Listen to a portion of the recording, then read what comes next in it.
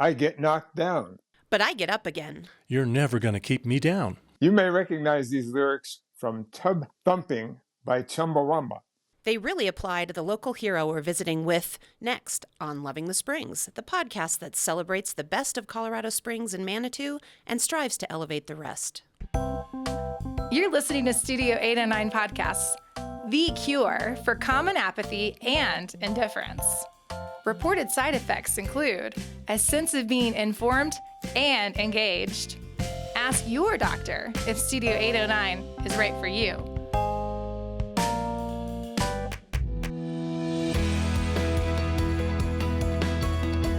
I'm Al Brody.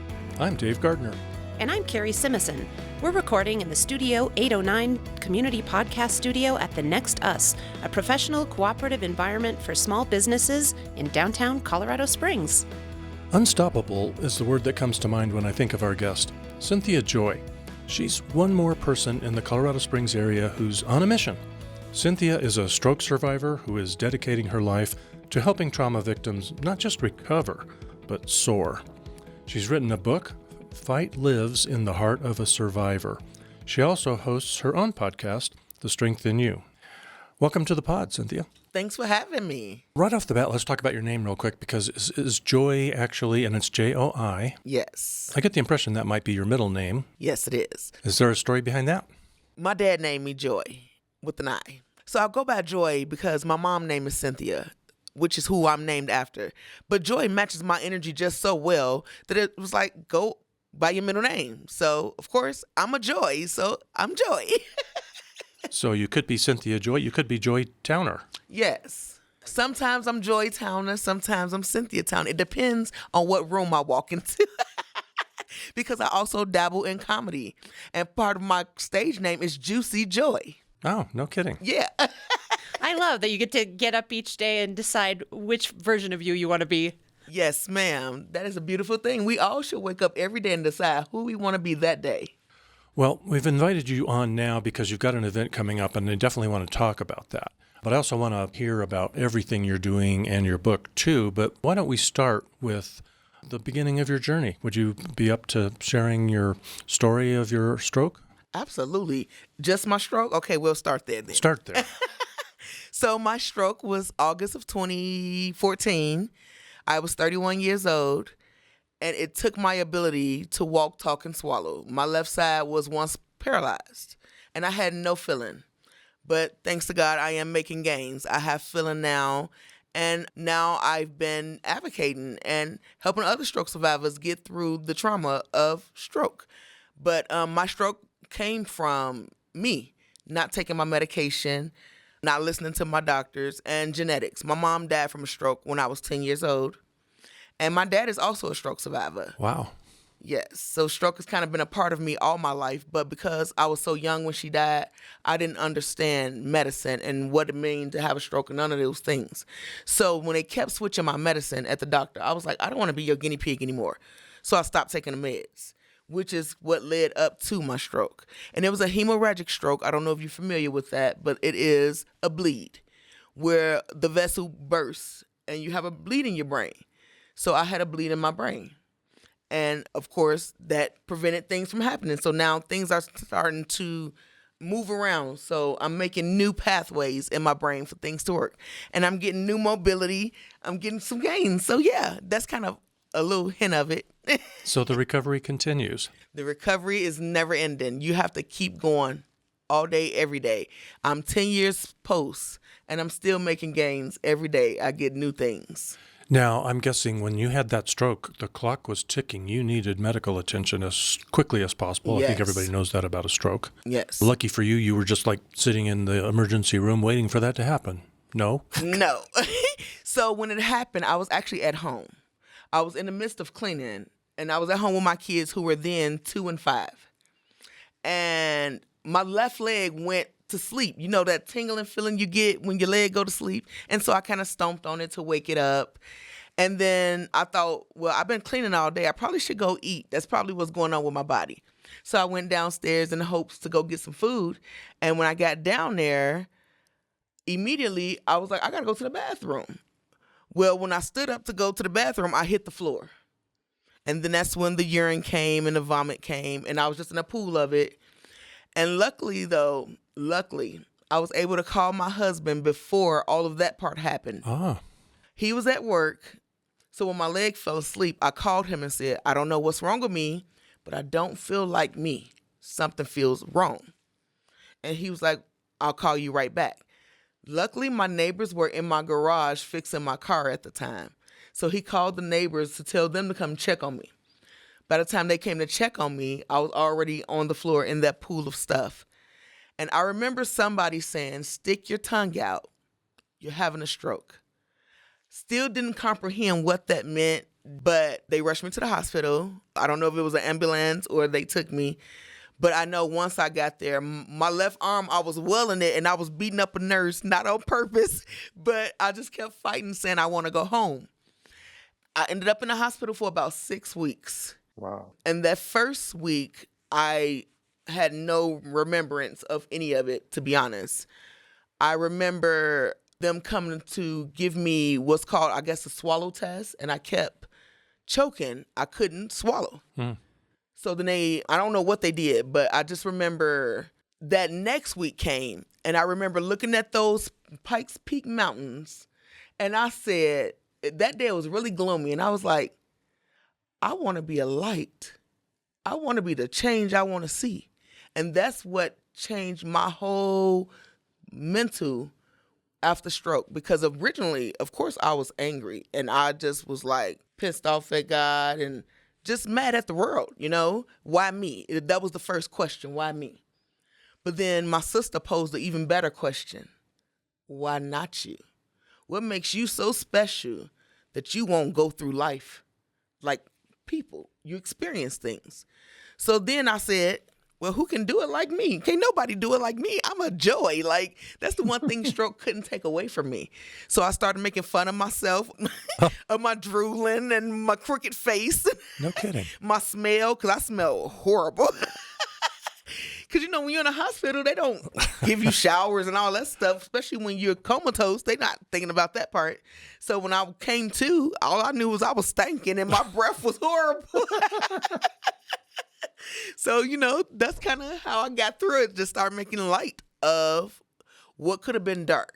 And that's kind of what brought out me and the strength in you. Is that also when you started to collect topics for going into comedy? Yes. I didn't realize that I even had topics for comedy until I went to a comedy show and I saw a comedian named Boomerang. And she inspired me. I don't know what it was about this lady, but something about her enticed me. And then we met after the show and we started talking. And she was like, you know, you're really funny. And then I started sharing my story. And she was like, you got a great story to go with comedy. And I was like, well, I look funny. Let me go try to be funny. So Juicy Joy was born. So if somebody wants to enjoy your comedy now, where do they look to get that? The best place to enjoy my comedy now is just to follow me, because everything I do is a little funny in it. But so far, I've been building my comedy ground. But so far, I've done Loonies. They can find me on YouTube, of course, at The Strength in You. But I just did Ivy Wild, the Mother's Day thing that they had. I won the comedy competition there. No kidding. Yeah, so I actually supposed to do the second round for Father's Day. So that's going to be amazing. But yeah, you can find my comedy anywhere you can find Joy. And you can find me on Facebook, Instagram, literally everywhere where there's social media, I'm there with some joy and some humor, because I bring humor to everything. So who's hosting the Father's Day comedy thing at Ivy Wild? Do you know? No, I want to say that one is also, what is his name? Brain fart. See, this is part of stroke too. My brain goes to the store a lot, and they got to go shop, and then they'll come back. But Willie Crow, that is who hosted the comedy show. Well, we'll He's look also for that. a local comedian. Okay, and we'll try to put a link in the show notes if we can find that, yeah. Perfect. And I hope to be in the audience. I don't think we laugh enough. Absolutely not. Laughter is the best medicine. Yes. I think you probably are proving that. But it just, when that comes out of you, it changes your whole perspective on what you're seeing, what you're doing, what's around you. And you can laugh away some pretty awful things. Yes, ma'am. Yes, ma'am. So here's this journey. Chapter 1, stroke. Chapter 2, You're funny. Chapter 2 was to motivate and inspire. Oh, okay. Yeah. That was chapter 2 because I started a year after my stroke. I started volunteering at Memorial Central to give other people hope so they'll know that you're not what happened to you. Although it happened, it doesn't define you. It doesn't stop you from dreaming, from having goals and want to do things. So it was my goal to want to share my story, to encourage other stroke survivors to just get up and just move. And know that you're not handicapped. You're handi-capable with a different ability. And me trying to share that story is kind of what helped me want to build a podcast and to get my voice out more because I started to realize I had something to really say. And people were really encouraged by hearing me. So it was like, I need to put this out there because awareness needs to really be a thing right now. People think that stroke is an old people thing. Yeah. And it's like, I was 31. That's not old. So stroke can happen at any time. It does not discriminate. So I was like, I have to really put this information out there so we can educate and hopefully get some prevention going because I would never want nobody to go through the struggles that I've been enduring with this stroke. But I've been making the best of it.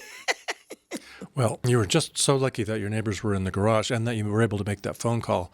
Otherwise, your kids, gosh, who knows what that would have been like for your kids and you.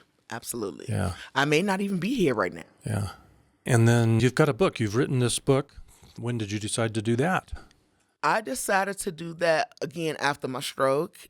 And it was important because stroke wasn't my first trauma. My first trauma was molestation. And so many women experience this, but we're so afraid and embarrassed to talk about it. And I said, girls need to know that they're not alone. They need to know that it's not their fault. They need to know that there is power that comes from that. So that's what made me want to write a short memoir and just kind of share my story a little bit to encourage them to just stand in that truth and be okay with it and let that thing grow you. Not tear you down, but let it literally build you up. Step on top of the things you've been through so it can keep elevating you. So that's what that book was all about and sharing that part of the story because so many women experience sexual trauma that they just don't talk about it and other people don't go to counseling and things like that. But I just really thought it was important for people to know that you're not alone. And I also wanted people to know how strength in you was really born. And it started not from stroke. It started from the molestation. Now, Strength in You is more than a podcast. Yes. Tell us a little bit about that. Strength in You is a foundation. It is a brand that reminds people your strength literally lives inside of you. There are a lot of people who are faith-based, but even with faith, without that work, it's dead. But all your strength comes from within you. So now, not only is it a podcast, it is, like I said, a foundation. So it has life insurance, advocacy, writing, inspirational speaking. We help foreign exchange students get hosted by families all around the world. So it's just everything that helps people. That's what Strength in You is, just help in every aspect of life. So it sounds like you're probably just about as big as the Clinton Foundation then. I'm working on it. Yeah, it sounds pretty darn ambitious. Keeps you busy. Yeah. Is there some any one-on-one counseling kind of component too? Yeah, we do some one-on-one counseling. Usually it's virtual because most of our clients are all over the world. So it's not really Colorado-based, but it's world-based. And so we do one-on-ones every Friday, and then we have a support group that we do every Friday on Google Meet. We do all kind of stuff. And we is me, okay? Y'all know this. This is where sometimes it's Cynthia plus it's Joy. Right. Yeah, there exactly. you go. That's the we. Yes. So is it a 501c3, the foundation? Yes, 501c3. Okay. So donations can be made to support your work? Absolutely. Donations can be made. And you can send those donations to Strengthen You. I don't want to put my address out there like that because I haven't got my P.O. box yet. But no, you can always reach out to me if you want to donate anything to the strengthenyou@gmail.com. And then we have a website, strengthenyou.org. Are you raising enough money that there's some compensation for you, or you would? No.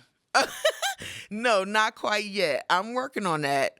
But everybody who's in business know that's exactly how business works, though. Those first few years, you don't really make nothing for yourself. You're just out there. And for me, because it's so important for me to help others, I haven't focused, I guess, so much on the financial part of the business. And I'm still learning that part because all this is just me doing it by myself. And of course, with a brain injury, that's a lot to be trying to do by yourself.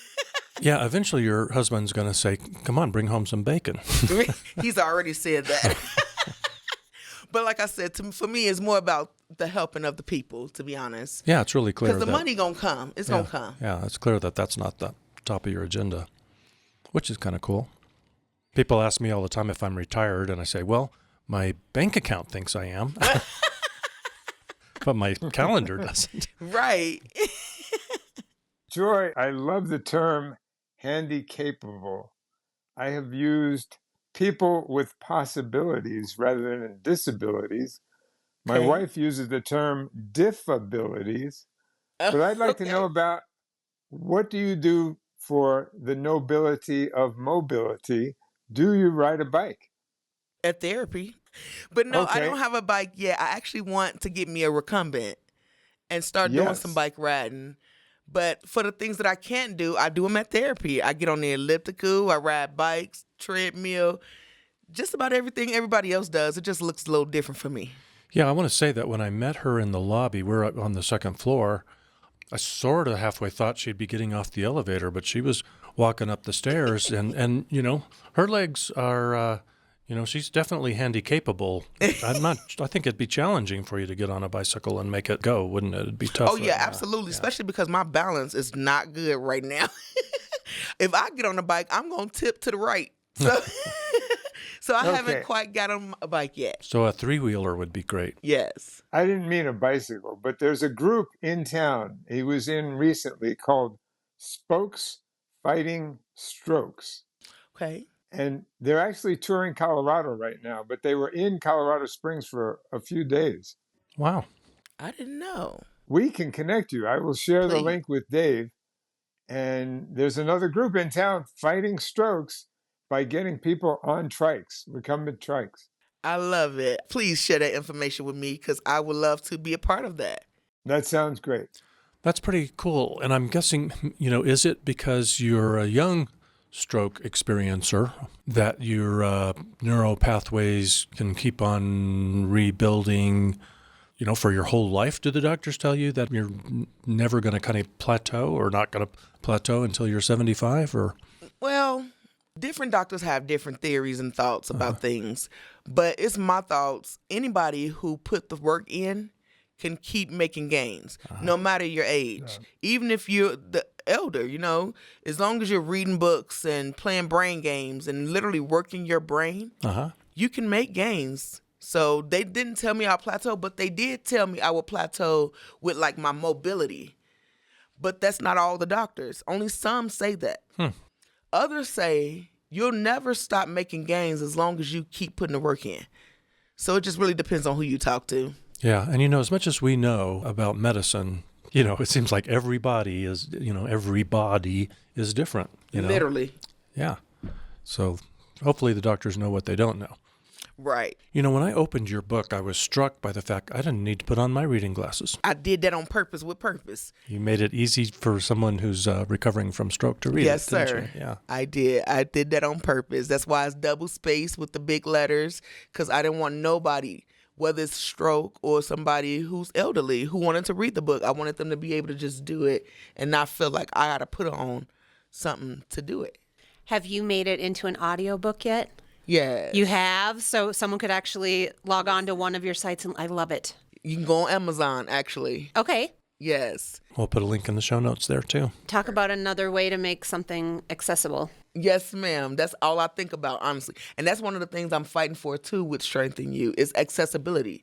Because I'm realizing part of the reason a lot of people with trauma don't even come out of their house is because they don't even feel like they're accepted. They can't even get into the building. So if there's no accessibility, that adds to mental health and depression and anxiety and all these things that we're saying we want to combat, but yet we're not putting out things to make it easier for people. Yeah, isolation is definitely bad news Absolutely. for anybody for any reason, really. Yeah. And see, the accessibility wouldn't just be for stroke survivors.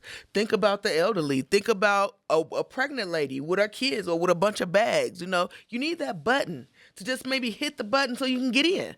I've literally saw people in wheelchairs sitting outside of Family Dollar at the door just waiting on somebody to either come out or go in so that they'll be able to get in. And that's not acceptable. So I wanted to ask you a little bit about your kiddos. Yes. So they were 2 and 5 when you had the stroke. Yes, ma'am. So that makes them teenagers and preteens now. 13 and 16. Oh, you poor thing. They're so easy, though. They're so easy. That's great. So with your whole mission being talking about surviving the stroke, accessibility, it's obviously just part of their everyday life. Yes. And so you've already made advocates in your own home to go out into the community and help people figure out how to navigate certain situations. Yes. And then do they play brain games with you? They do. Tell us about some They of those. literally do just about everything I do. Well, my oldest kind of tired of me. How he's 16 now, so he don't want to be bothered with mom anymore. But my youngest, he does most of the stuff because he's a brain himself. But we play this game called Elevate. It's really fun. It helps us remember name the face recognition because I have a hard time. That's why everybody is Sugarfoot. Because I am bad with names now. I am horrible. But, everybody want to be a Sugarfoot or a Sweet Face or a Honey Love or something like that, So they'll never get mad at me. So we play all those kind of, and like Luminosity. And we just make up different things. And then we get on the Wii.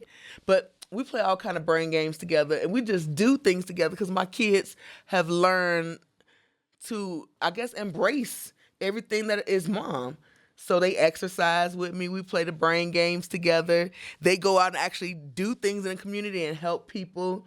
And they actually are student leaders in their school because they've been following under mom. So I've been doing something right. That's awesome. You've got the next generation already just living this naturally and realizing that this should be a part of what everyone does for everyone else is how can I help? What do you need? Right. And, welcome to the world and don't be isolated. Right, exactly. And I think if we started doing that more, if we all kind of live like we got a trauma and teach our kids a different way, then maybe they'll actually be better to each other in school and in the world. Yeah. I like that logic.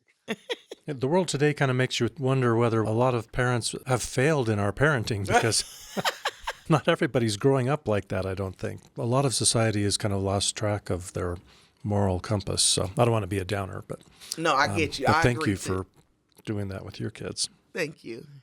So you have an event coming up.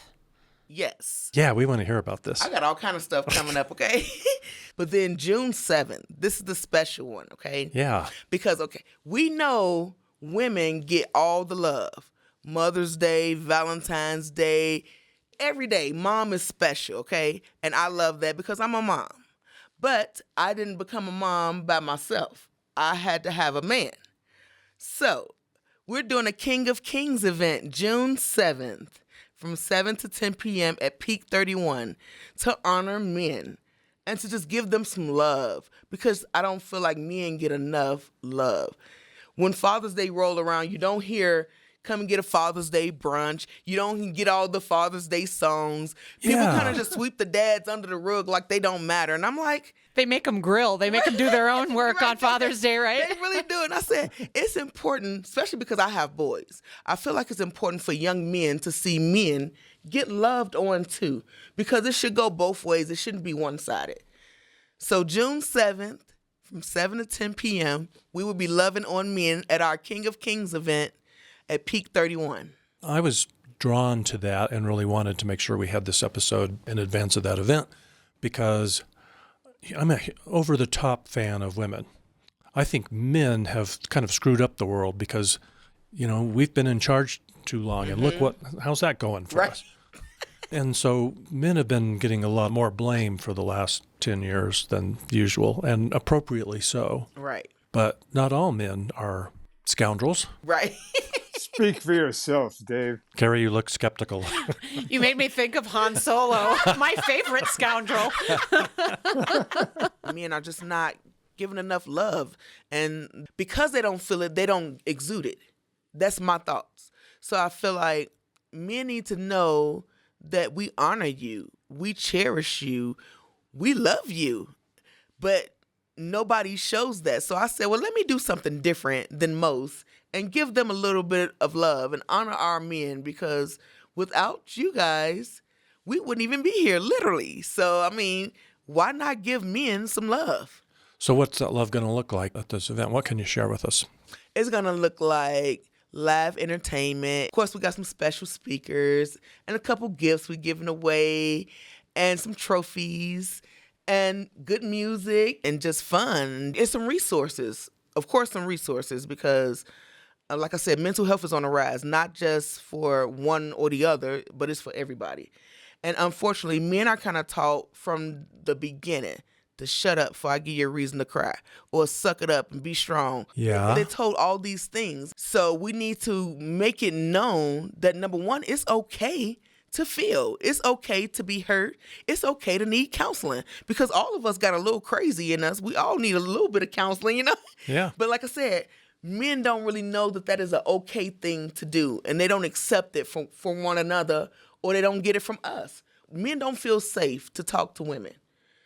So this event is to bring some awareness to mental health issues that men might be experiencing, and doing it in kind of a fun atmosphere. So Right. it feels maybe more natural, more easy to come out and start realizing it's okay to talk about this stuff in Yes. public, when you pair it with shooting some pool and listening to a band and Exactly. having a burger or something. Yes, absolutely. Awesome. So is this open to the public? Can anyone come? Anybody could come. I actually encourage everybody to come. Do they need to get online and get a ticket or RSVP in some way? Or Well, because everything is free, they don't have to, but I definitely recommend getting on Eventbrite and getting your tickets so we'll know that you're coming, and we can make sure we have, everything set up for you. And luckily, Raising Cane donated some things, so people are going to get some freebies that day. And Center for Better Balance, I don't know if you guys have heard of them, but Center for Better Balance is a chiropractic company, and they are also helping to sponsor this event. that's great. So King of Kings, Yeah, and we'll also put a link in the show notes. I look forward to it. So I didn't warn her, Al, but let's ambush her. We ask every guest, what do you love about Colorado Springs? Oh, the people. I love that it's not Chicago, okay? Because I was born and raised on the south side of Chicago. And everybody knows Chicago is not the nicest place. And to be here and to get the diversity, and the people are just so kind. Like everywhere I go. And even if there is some racism, it's hidden. So I don't experience that. And it's not segregated. So I literally think I love everything about Colorado Springs. From the mountains to you awesome people, to how you guys support each other, to the walking, because the hiking and the trails and stuff, it made I didn't have no black in the back, but now I'm getting a little black in the back. So it works out. I think that's the most enthusiastic answer we have ever had. She did not have to think about it for 1 millisecond. That's exactly what I was thinking. I mean, you didn't even have the question out of your mouth, and you had an answer not knowing it was coming. Yeah, I genuinely love it here. I really do. Only thing that I could say I miss about home is the food. But at the same time, that's probably the reason why everybody there is kind of obese and got high blood pressure and diabetes and everything else, because the food had you just blow up. All right. Well, listen, thanks for all you do and for sharing upcoming events with us. And bring in the joy. I mean, Yes. you were named right. Thank you.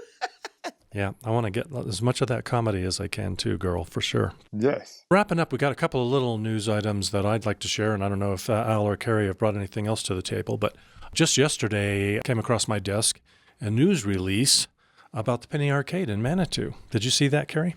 I did see that. I may have had a little a pre-tip on that, but I was sworn to secrecy. That's why we wanted you to be a co-host. You're plugged in big time. That is one of the destinations I always take people to, is that Penny Arcade. Yeah, and I grew up playing skee ball over there. Cool. My favorite game there is Dig Dug, and it's probably a 1980s game. And I feel like it might be one of the only old school video games that was more girl oriented, because so many of them were like you were shooting stuff down. Yeah. Not that females can't shoot stuff down, but this one was like these cool, they were some kind of a animal, and they like dug their way in a trench underground, and of course you'd get something and it would give you points, but it was so much fun, and I hope it's still working there, because that was my favorite game there. I'm sure you're familiar, Cynthia, with the Penny Arcade. Oh, yeah, I've been there. If you're not, I mean, you definitely need to go, to take the kids or not. It's as much fun for adults as it is for kids.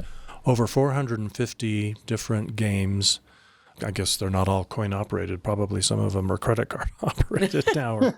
It's a fun night or afternoon, and apparently it's changed hands.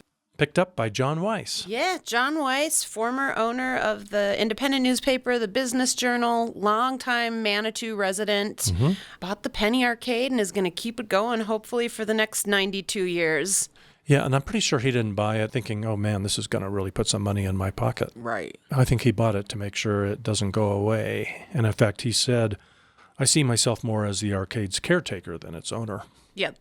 And I believe there are 7 buildings or something on that property. It's so cool because you get a little bit of outside time and it's just covered over the top, and then you wander in and out of these historic buildings tucked right in the heart of a tiny town at the base of the mountain. And it's just probably one of the most unique features in Colorado Springs and Manitou Springs. I mean, Yes. there's nothing else like it. And I didn't know this, but over 2,500 people typically come over Memorial Day weekend to the Penny Arcade. Wow. I didn't know that. That's cool. It is always one of those places you see as a suggestion if you're on any of the Facebook groups and people are like, I have friends coming to town, I have family coming to town, what should we do this weekend? I mean, over and over and over again, locals point to, you got to check out the Penny Arcade. And then you get tickets from skee ball. You get to trade your tickets in for trinkets. My whole childhood, I had a roll of those tickets sitting on my dresser because I was saving them up for something. I also love that the current general manager is staying, and that, it doesn't sound like, from what we know so far, they're making any changes other than preparing for its ongoing longevity. Yeah, pretty cool. Now, the other news tidbit I want to share is some news about a vehicle registration crackdown. Now, why would that be a news item out of all the things we could talk about? Well, if you're a regular listener, you've probably heard Al rant a little bit about vehicle registration. That's right. I went to Yemi directly and said, hey, 10% of the vehicles in Colorado Springs have expired tags on their car. And he said, how do you know? And I said, let's pick 10 cars and see. And sure enough, one of them had an expired tag. So just doing a random sample, it was pretty obvious that we had a problem in Colorado Springs. And that's an easy one to fix, because you literally are hanging something saying, I'm guilty, on your car by not having an updated tag. And finally, Colorado is cracking down on it. But I've noticed that the number in Colorado Springs has been going down. So I assume that Mayor Yemi did something, and they're starting to catch it, because nobody should have expired tags. It's just part of operating in a civilized city. Will. Are you 1 in 10? As of last week, I was, but I just corrected it. So interestingly, the Colorado legislature just passed a law to make it easier for the courts to be gentle with offenders on that. As long as your tags haven't been expired for more than 4 months, and if you get cited, if you go remedy that before your court date, then the judges are allowed to let you off with a $30 administrative fee instead of all the monthly charges. I remember when I first moved here, you used to get a postcard that you were expired. And I was expired at some time in the past several years, and I hadn't received a postcard. And I remember talking to, I guess it was county clerk, when I went in to renew them, and they said they don't always send those out anymore. So you pay attention, check your tags. I mean, I think that's it's so rare that you actually look at something like that. But, I mean, it's smart to know when it's coming up. And, hey, Al, what do our vehicle registrations actually pay for? That's a good question. I don't know where the money goes. Man, you're our Wikipedia, Al. Well, no, it's an interesting question. I mean, I can tell you where I think they should go, but I don't know where they do go. Part of it is road maintenance, isn't it? I'm pretty sure because, I mean, I know it isn't? It can't be with all these potholes. It just can't be. Well, Cynthia, if you had renewed your registration on time, I wouldn't have hit that pothole yesterday. That's the problem right there. Here's an interesting thing. During the week of April 20th, law enforcement agencies across Colorado did a surge enforcement week where they really focused on looking for and ticketing people with expired plates. Then we got a report that kept track, and Colorado Springs Police Department issued 409 of the statewide 947 violations. Almost half were in Colorado Springs. Oh, wow. I told you they were cracking down in the spring. Yeah. So either our police department did a better job of robust enforcement, or maybe Colorado Springs residents have gotten lazier than the rest of the state. So step up, pitch in, fill those potholes. I've seen several vehicles that had 22, and this is in 2025, they had 2022 tags on their car. What? That's ridiculous. That is horrible. Oh my gosh, can you imagine the late fee on a 3 years expired tag? I think when I did have a late fee, you said they've recently changed it down to $30 if you're under 4 months. And that law isn't in effect until August. Okay. I think my late fee was at least $100 on top of the charge, to renew the fee. So I can't even imagine. You'd have to do a payment plan for a 3-year expired tag. You would. This is a rabbit hole, but when I was like 30, I decided to engage in a campaign of civil disobedience, and I stopped paying parking tickets. And I was living in Dallas, Texas at the time. And I was getting tickets a lot because my office was in the downtown historic warehouse district where there were lots of tourists and parking was challenging. And my spot in the parking garage was like 3 blocks away, so I was always in a hurry to dash into my building. So I just stopped paying them. And when the police department finally caught up with me. Oh, my goodness. I was something like 25 tickets. I went into the office where you could clear that up, and I said I need to clear up my parking tickets. And they said, okay, what's your license number? And they typed it in, and the printer behind the counter started printing. And everybody in that office was watching that printer soon enough because the printer just never stopped. I owed over $1,000. I was something like 25 tickets. So I never did that again. It is part of being, as citizens, we need to be responsible for what we do. Yeah. And no matter what you think of government, no matter what you think of fees and taxes, at the end of the day, if you choose to be a vehicle owner, you have to register your vehicle.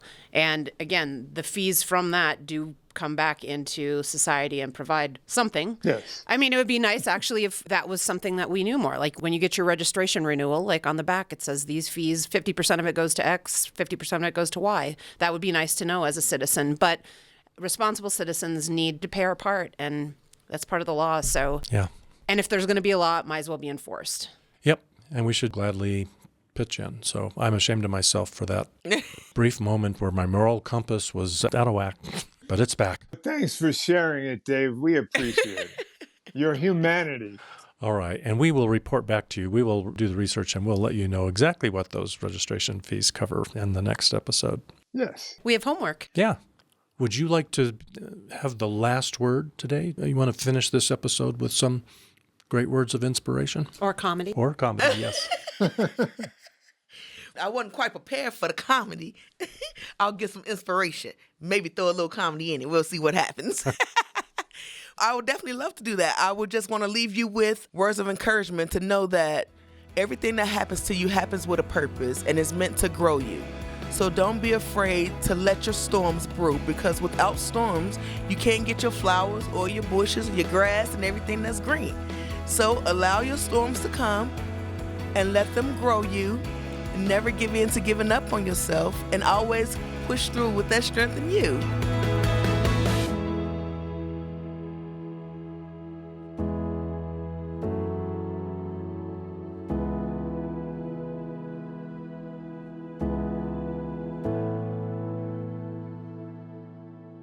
In the Pikes Peak region, there's no shortage of activities. Whether you're experiencing breathtaking parks or magnificent works of art, if you're getting fashionable at a film festival or fresh at a farmer's market, if you want to hear the sweet sounds of a symphony or the smooth shred of a Stratocaster, look no further than Peak Radar, your one-stop shop for all events in the Pikes Peak region. Your free source for viewing and posting events. So no matter how you engage with our beautiful region, visit peakradar.com and get plugged into the peak.